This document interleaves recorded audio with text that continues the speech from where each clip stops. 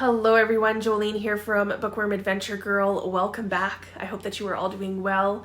This is where I talk about the books that I'm reading. I like to read diverse books and I highlight Canadian literature. If you are new, thank you so much for checking out my channel. Please hit subscribe and stick around. A big thank you to those of you who have subscribed recently. Really appreciate that. Today I am going to be sharing all of the books that I hauled in July, and I'm also going to be showing you 2 bookstores that I went to recently. So after my wrap up at the end of June, it means the TBR stack is currently at 1,527. And if you watched one of my last videos on books that I judged by their cover, I did a book haul from Book Outlet and I picked up books based solely on their covers, like if I thought they were pretty. So there were 10 poetry books altogether. And if you want to see that and those books, I will leave a link to that video in the description box, so please feel free to go and check that out. But with those 10 books, it brings the TBR stack to 1,537. So we are already making that TBR go fairly high. The good news is that I have been reading a lot this month. So once I do my wrap up, I'm hoping it will come down a bit. For these other books, I'm going to group them in nonfiction and fiction.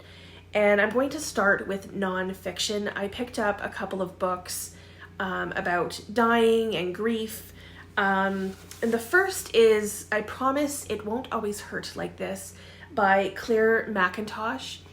And in this book, Clare Mackintosh gives 18 assurances about grief. And my initial reaction to that was, I'm not sure that we can have that many assurances, when it comes to grief. But I was really interested in what she has to say on the subject. So picked that up. I also picked up Being Mortal by Atul Gawande, which is a book that I talked about in June when I did a video on books that I added to my TBR because of you. Here it is, me adding it to the TBR. And I'm really interested in this one because of my work and what I do, but also like the way that Kim from Middle of the Book March talked about this book, which is who influenced me to get it, so it's her fault. Plus, mortality is something that we all have to face. And since I picked it up, there have been several people at the hospital where I work who have also talked about it in a very positive way, so I thought that that was a really good sign. So I'm looking forward to getting to that. And then I just realized that I didn't grab the next book, so I'll put a picture up. So the last nonfiction book that I picked up was Say Nothing by Radden Keefe. This book has been on my radar for so long, and I've heard so many good things about it. The book begins with the case of a 38-year-old woman named Jean McConville, who was taken from her home in Belfast in 1972. And the author uses this case to give the history and stories of the conflict in Northern Ireland, known as the Troubles, which I've heard a lot about, and I know like snippets here and there, but this is really something that I haven't read that much about, and I think that it will be a really important book. This also might have been a book. It might have been a book that I added to my TBR because of someone, so that was a while ago now. I know many people have mentioned the book to me. They've told me I would really like it, and I've really only heard good things.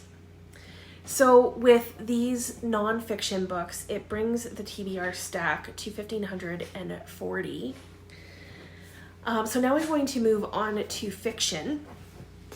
I have, first up is Bear by Julia Phillips. This is about 2 sisters on an island and how they each respond differently when a bear shows up. And it sounds intriguing enough and strange enough that I want to read it, to kind of know what happens and what it's all about and what the story is with these sisters. Sorry if you can hear Pandy, she's playing back there. I also picked up The Maid's Secret by Nita Prose. This is the third book in the Maid trilogy. There's a quick like novella that came out between book 2 and 3.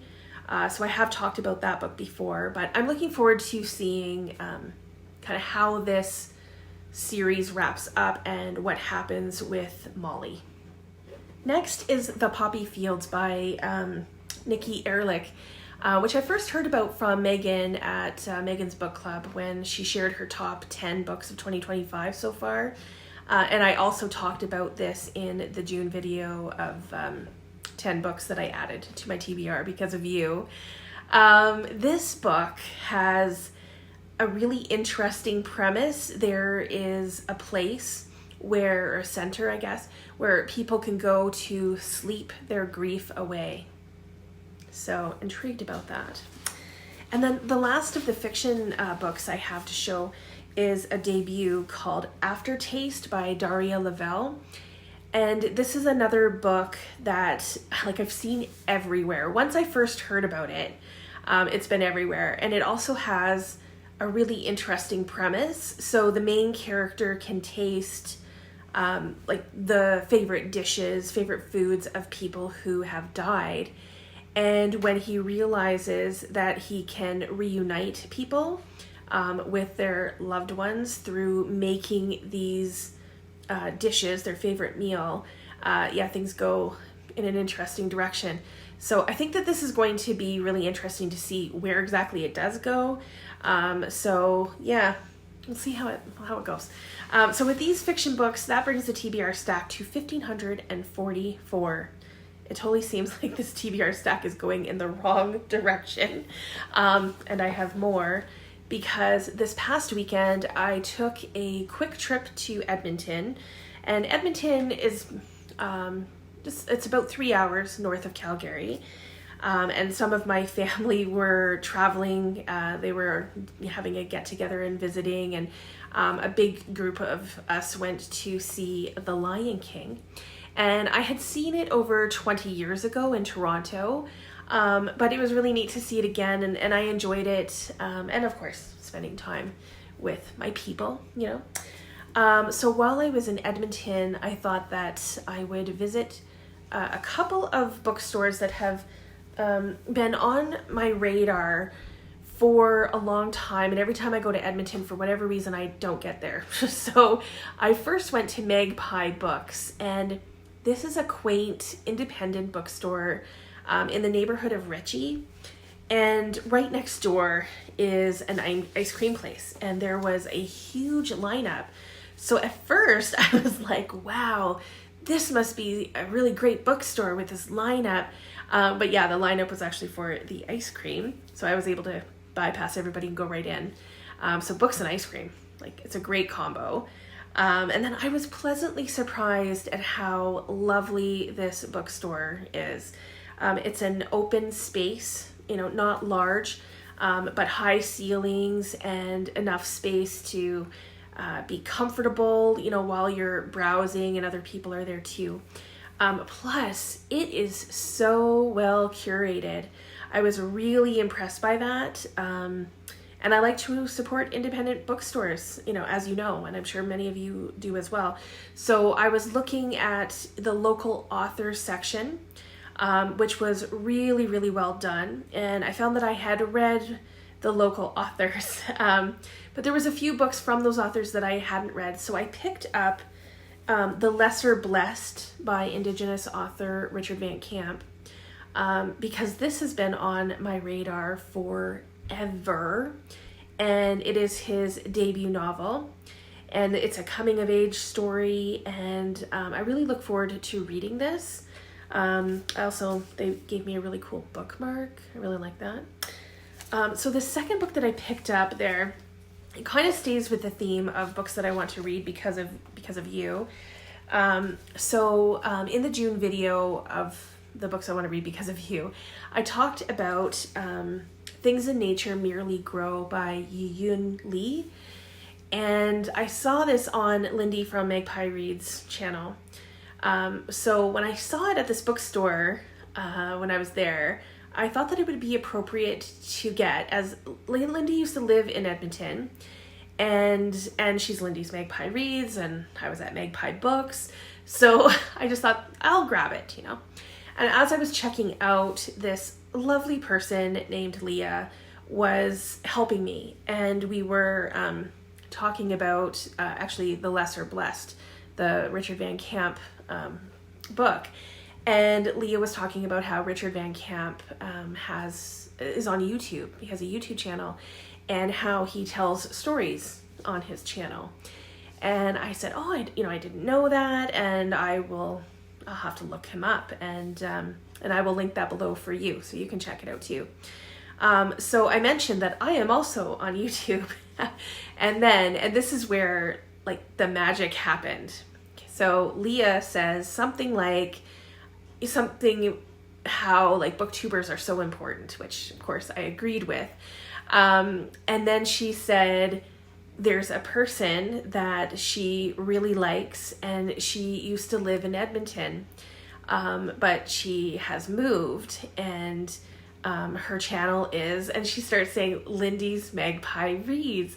And I just smiled and I said, oh yes, I said, I know Lindy. And she's fantastic. And we both, kind of talked about how wonderful and amazing Lindy is. And Leah says that she's a fan, and she hadn't met her, but she was a huge fan.